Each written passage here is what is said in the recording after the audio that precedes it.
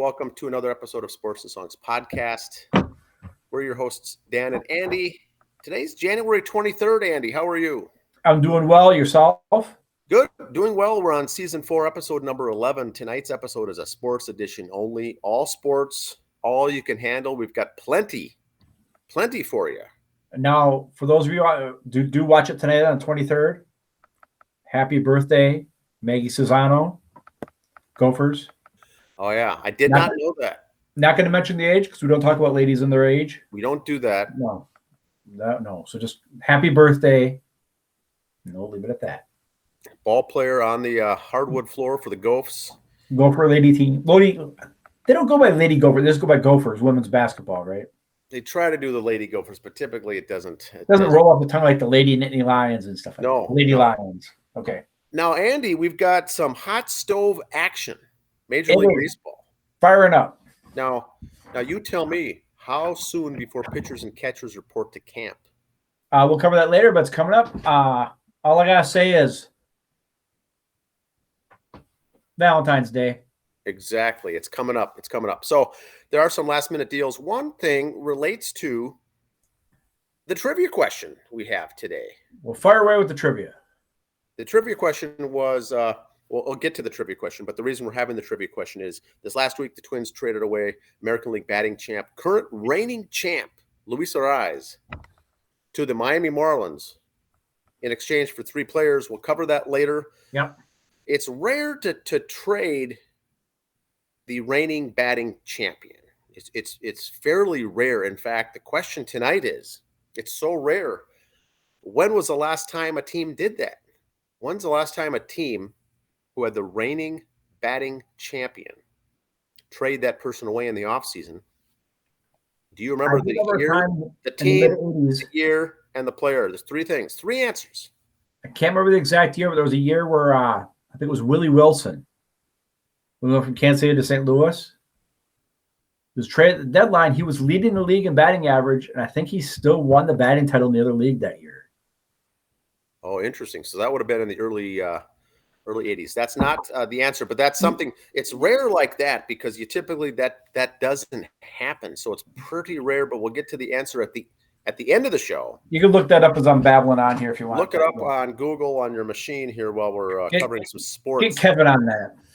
We'll put Kevin, the intern, on that. But I think we're set. So think about that. It's a pretty rare thing. Goodbye to Luis Arraez. We'll cover it later in the show. We got 3 players coming in. I'll cover that as well. But Andy, let's start off with your information. Everybody's favorite part of the show. It's really everyone's favorite. I mean, it is. I know you look forward to this part.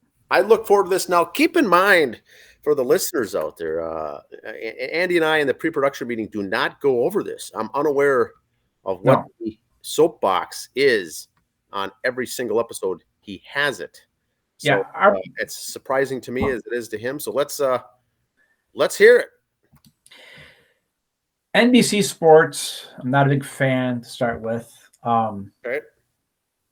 They had Tony Dungy last week, not the previous week, but the weekend before. Did one of their playoff games, him and Al Michaels. Yes.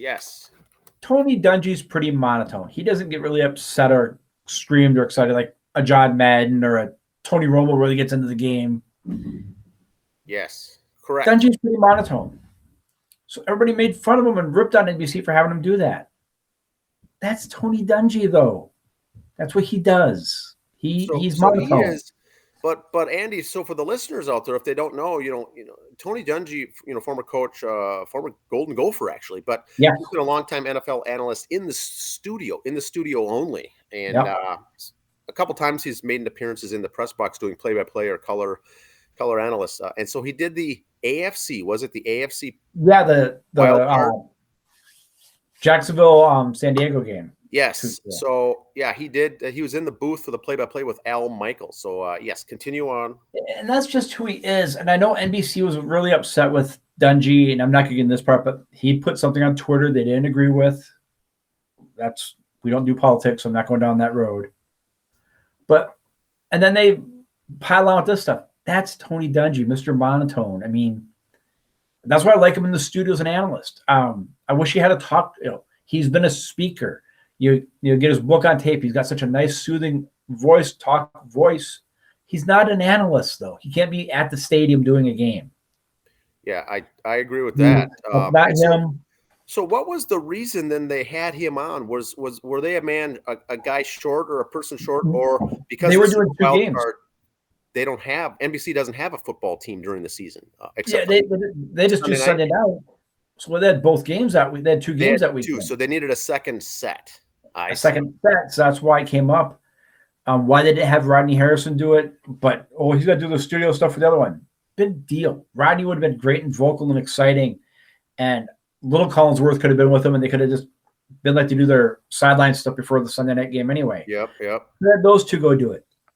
That would have been great because they could have got press doing it. Everybody'd say they love Rodney Harrison, and then they could fire Chris Collinsworth. Well, unless they're thinking of putting Dungy in the booth going forward, and this is like a little test, but I don't think that he is meant for that. I like him in the studio. If he's in the booth, have a 3-man booth. Yeah. But don't have him be just there. And Al Michaels is also monotone, and so is Dungy. So I could see where that came from, but obviously the executives at NBC had put a lot of thought into it. They decided it somehow to put him in there. Yeah. Well, it is what it is. So so just live and learn. Speaking of football, we're down to 4. Cincinnati, Kansas City. Final 4, baby. San Francisco and Philadelphia. The Cincinnati, Kansas City game, I really think San Francisco, Philadelphia would be a better game. I think they're more evenly matched, even though you got arguably 2 of the 3 best teams in the AFC there. I'm really kind of looking forward to see San Francisco and Philly play because, I'm not going to try not to use the cliches, but the warm weather team going to the cold city climate, kind of see how they finally adjust. San Francisco's done well the last few games. They've all been at home or controlled environment. They haven't been in the cold yet. So see how good the coaching is and the adjustments are there. Who do I want to win? I want San Francisco and Cincinnati to win. That I said it. Now I think the that Bengals game is the exact repeat of last year's AFC title game. Same location and everything. But look at the win-loss records here on the sheet. Yeah. 15-4 against 15-3 because the Eagles had the first round bye, and 14-4 and 15-3 because the Chiefs had a bye and Cincinnati had that game with Buffalo that didn't complete. Canceled. So we very well could have had 4 teams with 15 wins each in here. Yeah, this is going to be good. Sometimes I don't like it when a 9 or 10 win team sneaks into this to get this far down the road. This is the big boys now. Yeah, this is what they wanted. Could talk a little Gopher wrestling here now. Okay. There's the Big Ten standings. That's not everybody. That's just enough to get on there. See, the Gophers are 1, 2, 3, 4, 5, 6th in the Big Ten, but they're 10-2 overall. Only 3-2 in conference. Let's see how they got there, Dan. Yes. Lost to Northwestern back early January, 11-18. Then Nebraska came, we went to Nebraska. They beat us up and made us look bad. Well, I do think that the Big Ten as a conference for wrestling is very tough. Yeah. A lot of teams are going to have 500 records, I think, here. Oh yeah. Then Michigan State came here, and we took care of business. Went to Indiana, took care of business. Took care of business at home against Purdue. You got the Fighting Illini coming in Saturday. So we end it with Iowa and Wisconsin. And, try not to be cliche again. Any sport, Iowa, Wisconsin, Gophers, why is it we always have them at the end of the year? I want it in the middle of the year, get it done with, but here we go. Yep. True. And then, of course, the Big Ten Championships early March. Here is, as of the 17th, the new rankings come out tomorrow for college wrestling. But there's the Gophers at 13. 8-2 record, it was about 10-2 overall. Because this was at that time, as of the 17th. They're up to 10-2, but the Penn State undefeated, Iowa undefeated, Michigan, Iowa State, North Carolina. So these are just regular teams we see up there all the time. Top three are all Big Ten. So there we go. There's Iowa or Ohio State at 7, Nebraska, and the Gophers. So lots of Big Ten up there. Very exciting time of year. Yeah, it used to be, the same handful of teams in wrestling for the Big Ten always did well, and the rest kind of stunk it up. Now it's the parity is really coming in, and boy, these schools are really getting good. I see Oklahoma. Go ahead. Number 5 ranked NC State. Next year they're getting Corey Biskins from New Prague, top ranked wrestler in the state, and I think one of the top in the nation. He's signed on for a full ride scholarship there at NC State, and should be an immediate starter next year for those guys. And that's the school you don't typically think about for wrestling. Yeah, and they've snuck in there. Oklahoma State at 12, but you don't see Oklahoma up there. It used to be Oklahoma and Iowa all the time you saw it. Oh, yes. And maybe Nebraska. Nebraska's 11. Bison wrestling. Okay. They hold their own. They play in the Big Ten for wrestling. Here's our last 4. Stanford, California Baptist, Wyoming, and Utah Valley. They took care of business. And they really took care of business. 38-3, 32-3, 31-12. So good squad. Here's their next one's coming up. Air Force and Northern Colorado. They'll be up there. In the thin air up there, It's got thin air. That could be a problem. Difficult on the mat. Huh? Yes. And they finish off at home. Oklahoma and the Bunnies come in on the 19th of February. Then the Big 12 championships down in Tulsa.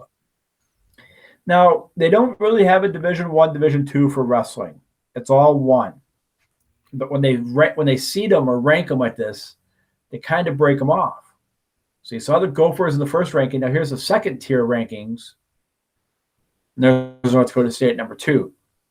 I don't want to say the smaller schools because they put them all together. North Dakota State's in the Big 12.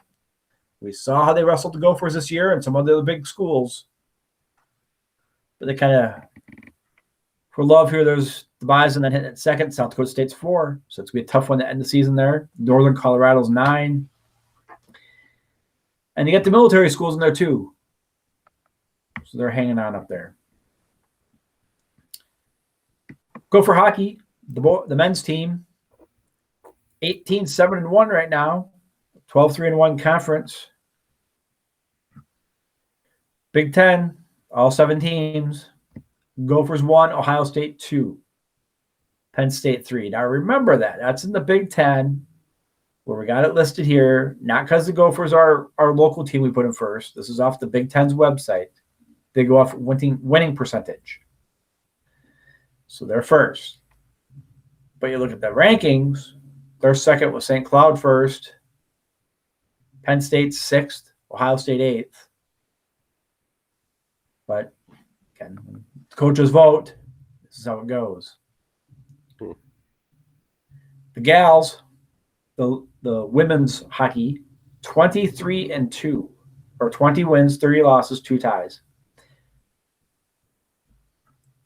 And here they are in the WCHA, which is our schools around here.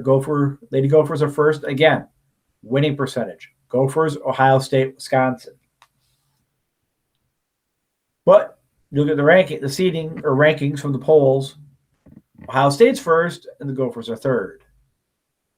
That top 10 didn't change from last week, so there they are. That's our Lady Gophers, 20-3. Look at all other teams. Ohio State's got 22 wins. Yale 19, Quinnipiac 23, Colgate 20. So no one. It used to be like 3-4 teams were always pulling away.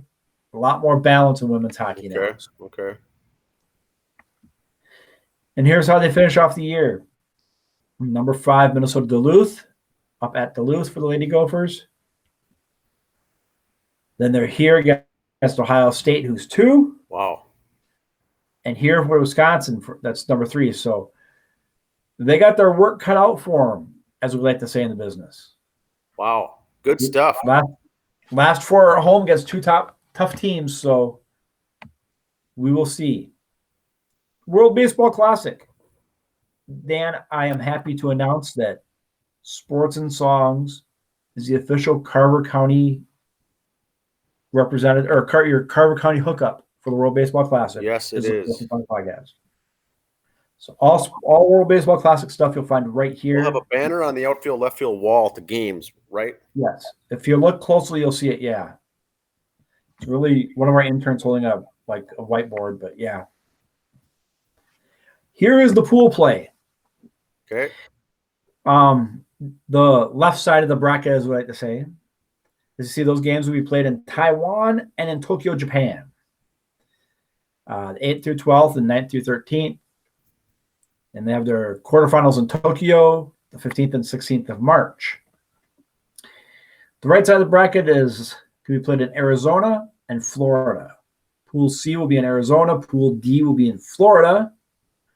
And just by luck of the draw, Puerto Rico, Venezuela, Dominican Republic, Nicaragua, and Israel.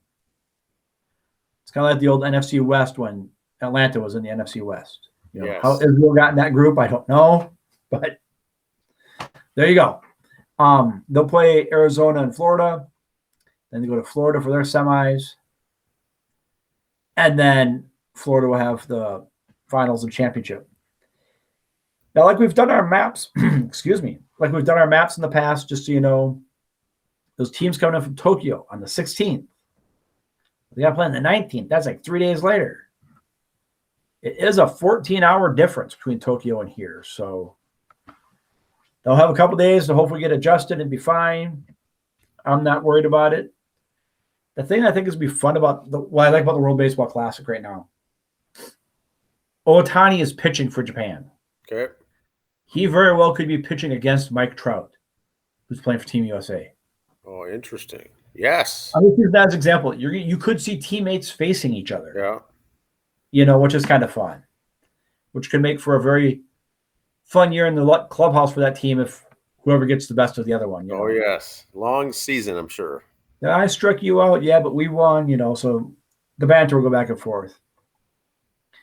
Speaking of, here we go, baseball talk. The Mets. I will have my midweek Mets episode coming up this week. So stay tuned. Watch for it on Instagram. And if I remember, I'll put it on the YouTube. 15th of February, pitchers and catchers first workout. Full squad workout on the 20th. And then the 25th. Just over 2 weeks away. First split header game. Now here I show you, I'm not going to show you the whole spring training schedule. If you look here, at the 9th, they do play Nicaragua and Venezuela, the World Baseball Classic teams. So little exhibition games for those other school teams coming in. So, oh, interesting. I did not know that. Oh, so they will play that there. They got 2 games scheduled there. And then they start the season March 30th at Miami. Then they go for 4. They go to Milwaukee for 3. Then they're at Citi Field the 6th. Friday off, in case it's bad weather in New York. Although the 3 games in Milwaukee. Watching that first opening games there in Miami. Yeah. Mr. Luis Arraez will be taking on the Mets. Yes. But the Brewers have 3 games for their home opener, no days off. So let's hope for good weather for them. The Twins, first of all, we're going to stick with this logo like we have in the past from 87 because I love this logo. The new logo isn't nice. Not so much. Not so much a fan of it.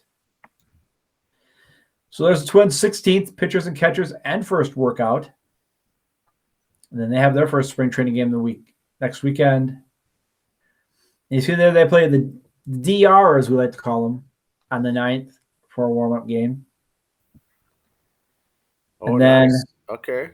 They start the 30th against Kansas City, have Friday off, 2 more games. Then they go down and play the Marlins right away that next week. So Louis Arraez goes to the Mets, and then the Twins right away. Twins and Mets fans will get a good chance to see Luis Arraez this weekend. And then Twins home opener against the Astros.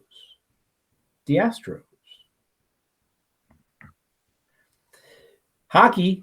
Now that we got football almost done with, we can start talking about hockey. Our second favorite hockey team, first favorite that side of the Rocky Mountains, the Seattle Kraken. Last year was a tough year. It was their first year. The Kraken a couple weeks ago won 8 in a row on a road trip. The Kraken right now are in second place in the West. My, they grow up fast. Wow. My, they grow up fast. Sophomore season, baby. So there they are. 1 point behind Vegas. So there they are. And then the Minnesota Wild are also in the West, but they're in the Western division of that, or the Central division of the Western Conference. The Wild are sitting in third, barely, point ahead of Colorado. Now, if the playoffs were today, it would be Winnipeg and Minnesota, which, if you follow hockey locally, that's a big rivalry. So that's you want to get your rival knocked out right away. Me personally, when you play your rival for any sport, you want them in the first round and get it done with. Yes. You don't want your rival beating you in the conference championships or in the championships. You want it in the first round to get it done with. And just one more thing, Dan. Yes. NASCAR, February 5th. Oh, it's Clash at the Coliseum. The Clash. Now, the Clash at the Coliseum in Los Angeles. If you called it last year, they're doing it again. They bring in dirt and asphalt and what a racetrack in the Los Angeles Coliseum. They spend millions to put all this down just to tear it up the next day. They're already working on it now. But as you can see, it draws good. TV money's good. So, NASCAR ain't losing anything on this. I'm going to have to tune in. I missed it last year, but I want to see what this looks like here on the television. It's such a strange concept. It's such a big stadium, but compared to normal raceways, it's so tiny. It's not. They don't have the big banked corners. Yes. You see they come in off the street there. It's a little different format than your regular racing. It's just like 10 lap races. You see there's not much for a pit area there. You only have so many cars at a time racing. Like, again, you don't see many pit stalls there. You could probably, if you went back to YouTube, you could see last year's race highlights just to familiarize yourself with it. Interesting. But it's a nice way to get you going. And so NASCAR is coming up there, Dan. We will be your NASCAR leader here in Carver County again, just like the World Baseball Classic. That's all we do is we're trendsetters, Dan. That's all we are. Good stuff. It certainly is good stuff. Now this week we covered the hockey and the wrestling. Next week we'll talk about basketball for the schools. We're trying to spread it all out with stuff instead of bombarding you with so many stats and highlights and everything else all the time. So, well, speaking of stats, we have some stats. We like our stats. Are you going to like this, Andy? I know you're not a fan of the Luis Arraez trade, and a lot of people are not. And I'll get into it afterwards, but you finish why. And we'll get into the trivia answer next. But here's who the Twins got in return. Luis Arraez traded to Miami, where they're going to put him at second base. It sounds like he'll be an immediate starter, of course. They'll take their existing person in short, I think, and move them to center. They've got some defensive maneuvers going on there. That should be a fun team to watch. But in exchange, the Twins received 3 players. Pablo Lopez is the pitcher, right-handed pitcher. Pablo Lopez will be in the middle of the rotation, and they signed him. I think it's a two-year deal we inherited. So we'll have him for 23 and 2024, and I think with an option for 25. Now, if you remember back early last season in the month of April, Pablo was named the National League Pitcher of the Month for the Marlins. And then if you remember back in July 11th of 2021, 2 summers ago, he's the guy that struck out the first 9 batters he faced in that game and broke a major league record. Struck out 9 consecutive batters to start the game. There was not a ball put in play until the 4th inning, Andy.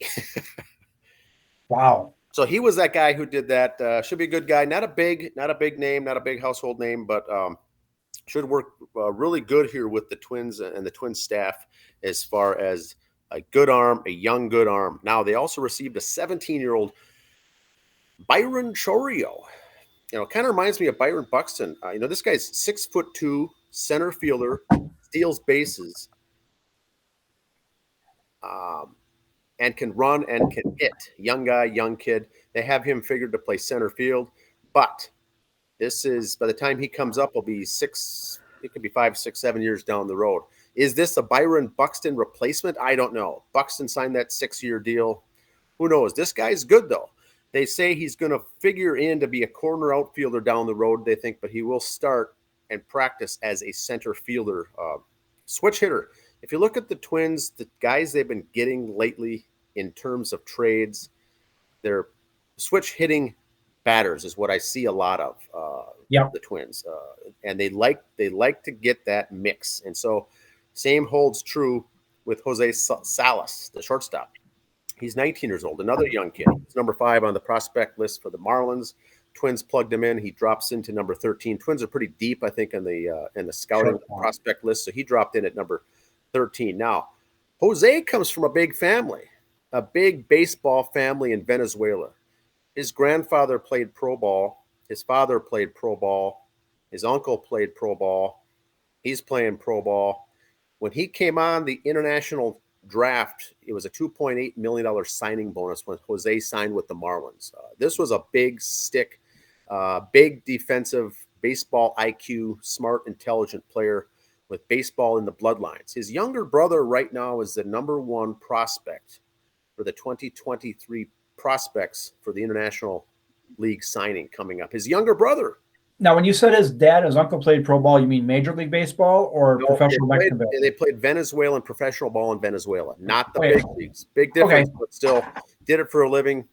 Still in the G's. They're very good. Now, he's also a switch hitter from Venezuela, and he was invited, I think, also to play in the Fall League last year. He played in the Fall League. So this guy's good. His younger brother is tapped to be the number 1 guy named Ethan. Ethan could be the number 1 pick next year in the international draft coming out of Venezuela. Very big IQ baseball family. So I think that's what the Twins are looking for. Either veteran leadership, like the guy they got today. They picked up an outfielder, Michael Taylor from the Royals, 31 years old. They're looking for leaderships there. They're also looking for young guys. The young guys always seem to be switch hitting athletes or shortstops that they can move around as they continue on through their career. Do I like the trade? Do I not like the trade? I think it's a moot point. I think it's worthy who we got, the 3 guys we got in return. Some people like it, some people don't. I think that goes along with the game of baseball. It'll take 5 years before we even can determine if this was worthwhile or not. But I think the Twins got, with Arraez at a blue chip level, it was nice to see 3 solid players in return. His stock may never have been as high. Now, he's a fan favorite, but Andy, I can only imagine how fan-friendly it's going to be in South Florida for little Luis Arraez with the Miami crowd. He'll be an immediate hit, is my thought. He was a fan favorite here. And that's why, I agree with the business end. Was he a flash in the pan, lightning in the bottle, or are we just starting to see the beginning of him? We got too much money dumped into Correa. We got too much money dumped into Buxton to find out. Because most teams would find out. They'd spend the money and find out. Correct. Twins didn't want to. Said, see you bye. Make it somebody else's part to find out. He's a fan favorite. You're getting rid of one. You needed someone like that the fans like, because first of all, I might not go to a Twins game this year, except for the Mets ones. I don't think Correa's going to get a lot of cheering when he's here those first few weeks. Especially his first games against the Astros at home. The Twins open at home against the Astros. Yes. Dear Lord, is that going to be a vocal crowd? Okay. Second of all, Buxton's losing a little bit of his love here from just not being healthy and getting all that money. Minnesota fans are that way. You got to play to get paid. And he's getting paid. Like all athletes, pay me. Oh, I'm hurt, pay me. So he's going to lose a little love. Other guys but have to start picking up some slack. I just I reposted a thing today I saw a few days ago. Tom Seaver at one time won 22 games, Cy Young. The next year he had a horrible season. He took a 30% pay cut. He did. He did himself, right? He offered it. He offered a cut. He goes, I'm not worth it. Yeah. You don't see that anymore. No. They have a horrible season. Agents are involved. Yep. Used to be in the Japanese league. Even if your team won the championship, if the parent company that owned you did bad, you might get a pay cut. That's just the way it's a business, I wish the best of Luis Arraez. I'd love to see him in the All-Star game again. I think he's a great player. But if you look at a lot of the Twins stuff coming out before this, here's our starting lineup they always said. They always had Arraez at DH. He's a decent glove, first, second, third, outfield. But they always assume at DH. Right there, that kind of told me that, they don't want him. If he's here at the beginning of the year, he's going to be traded by the trade deadline. So they want to find players, fielders. Let's make him DH and so he can go. I don't know his stats enough from last year. If he did better batting as a DH or in the field, some guys can't do that. When they DH, their mind just wanders in between bats and they can't do it. I know. Speaking of DH, Nelson Cruz signed a deal with the Padres, and he's another good typical DH. That's what you want. A guy that has no glove, can't field, older, and his goal is to bat. Now, Luis didn't have a defensive home. He was a second baseman, he was a third baseman, middle infielder. They plugged him in at first. Fans say they didn't like it. They don't want him there. He was a finalist for a Gold Glove at first base. Yep. In his first year of playing as a pro at first base. The guy can do pretty much anything. He's very, very good. But I think with the Twins defense coming in, they want to lock the guys into the positions. Right. He didn't have a home. Now, he was up for arbitration and already turned down. They didn't meet. They didn't meet on the first numbers for arbitration already. So that could have gone to court later on in a few weeks to get him paid. Next year, he would have been very expensive. So I think what the Twins did was, let's get what we can get in return for someone before we pay him a boatload. And I think it's from a business decision. It was very good to do that. His stock would have been very high, I think, next year. Now, to your point, was he a flash in the pan? I do not think so. Luis Arraez will go on and win multiple batting titles, I think, in his career. The guy's a jackpot. He's a dime a dozen, like a Rod Carew, a Tony Oliva type of a guy. And I'm glad the Twins player we had. The three players returned from him. Who was the Twins guy we had a couple years ago who we traded to Atlanta and he had a great World Series a couple years ago? Rosario. Okay, again, he didn't followed up last year. He just kind of got lost in the shuffle. I don't know if it was injuries or what, but he hardly played last year. He was hot at the right time. That's what the Braves needed. Winner. But I don't think Arraez is going to be a flash in the pan like that. He is. You saw last year. Is he going to get batting titles every year? Probably not. Will he be top 10 in batting? Yes. He's a gem. And he's good, like you said, defensively. But yeah, you're going to be – and the Twins, I don't think mind platooning one position. But when you're platooning multiple positions and moving guys around, Jose Miranda played a lot at first base last year. I think if I had it my way, I'd keep him at third base. Yep. What they may do now is bring in Alex Kirilloff, who's now healthy, and make him a permanent first baseman. They have too many outfielders. So this opens the door now to a guy that can play that because they got Trevor Larnach and they got a lot of talent in the outfield too, which means Max Kepler could be, on the hook. But who knows? It's going to be an interesting season, I think, for the Minnesota Twins. But goodbye, Luis Arraez. One of the best, one of the greatest. He's going to be fun. Now, the trivia answer. Yes, speaking of Louis.